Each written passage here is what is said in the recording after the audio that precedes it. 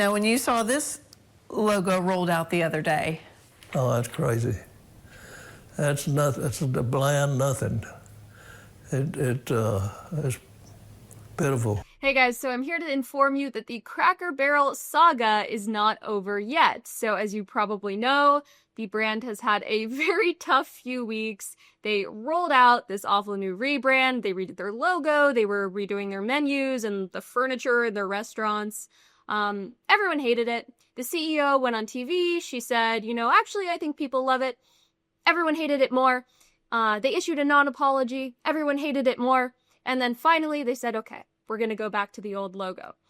Now, the co-founder of Cracker Barrel, one of them, has spoken out about the rebrand, and he did not mince words in ripping into Julie Masino for what she did to his company. So let's listen to him. From the mid-state all the way to the White House, the bungled brand makeover that's been the talk of the nation, even catching President Trump's attention.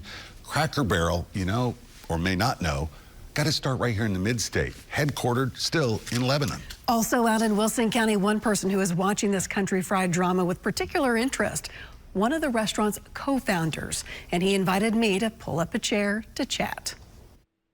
You got to have some hog jaw in the beans. At 93 years old, Tommy Lowe clearly remembers opening the very first Cracker Barrel. On September the 19th, 1969, I went out, that was Monday morning, I went out and unlocked the door.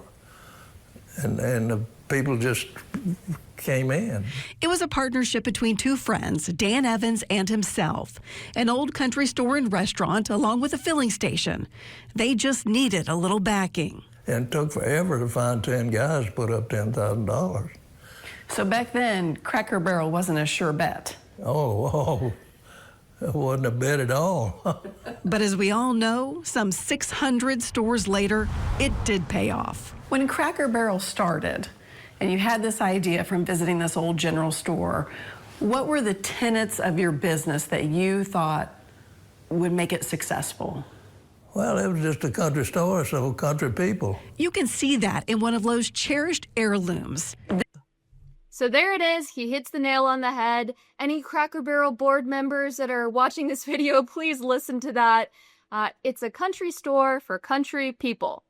Very simple concept, very successful concept, but it was always a callback to a simpler time in American life. It was always full of this sort of Southern Americana, and it was always supposed to evoke nostalgia.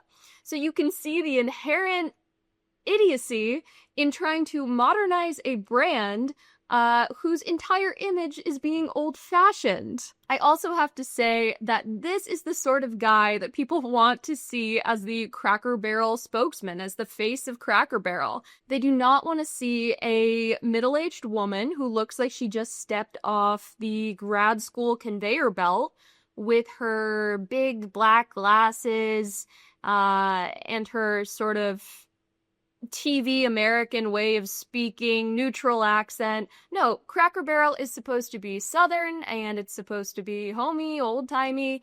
Now, you don't have to get a 92-year-old to be the face of the brand, but you need someone who does not evoke, Brooklyn. I think that's probably fair to say.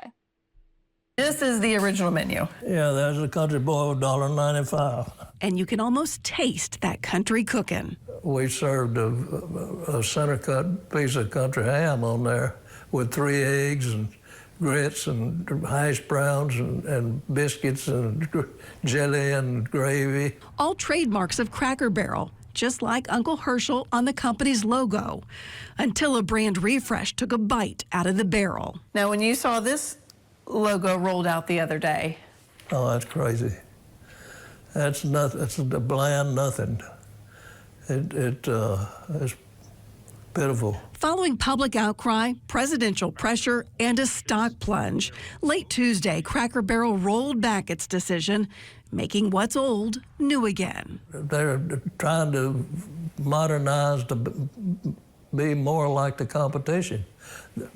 Cracker Barrel doesn't have any competition. For Lowe, who went from vice president of operations to a decades-long board member, then loyal customer in retirement, It is just the latest misstep following a very expensive restaurant and menu update under the direction of CEO Julie Masino. Has the CEO is coming up on 2 years of being in that position. Has she ever stopped by and said hello? I don't have any idea who she is. And she doesn't have any idea who you are? No.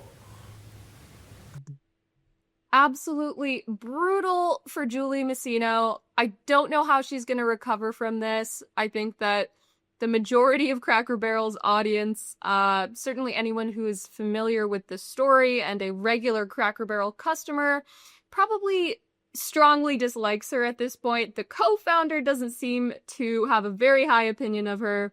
And I feel for him because he's watching the brand that he built with 9 other guys and $10,000 basically be ripped apart before his eyes.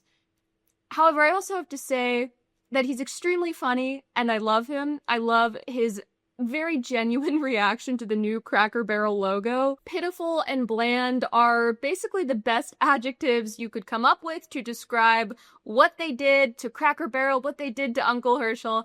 And so I think that if anything's gonna rehabilitate Cracker Barrel's image, it's gonna be having a guy like this go on TV and tell people, hey, you know, this is the origin of the brand. This was my dream project with other investors. And here's a little bit more about the individuals behind what has ballooned into this corporate behemoth.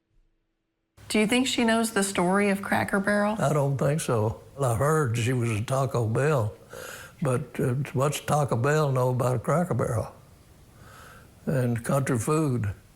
And the food is something that they need to work on. Spending $700 million to do that is all I've been doing. Not just throwing money out the street. Lowe says from the beginning, simplicity and authenticity were the main ingredients in Cracker Barrel's winning recipe.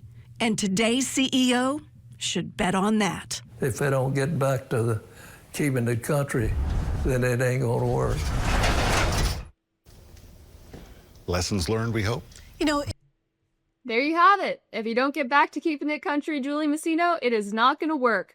And frankly, I think that Julie Masino's tenure at Cracker Barrel might be doomed at this point. I don't know how she could possibly recover from this, just from a PR perspective. I don't know how she could regain the trust of board members, of shareholders.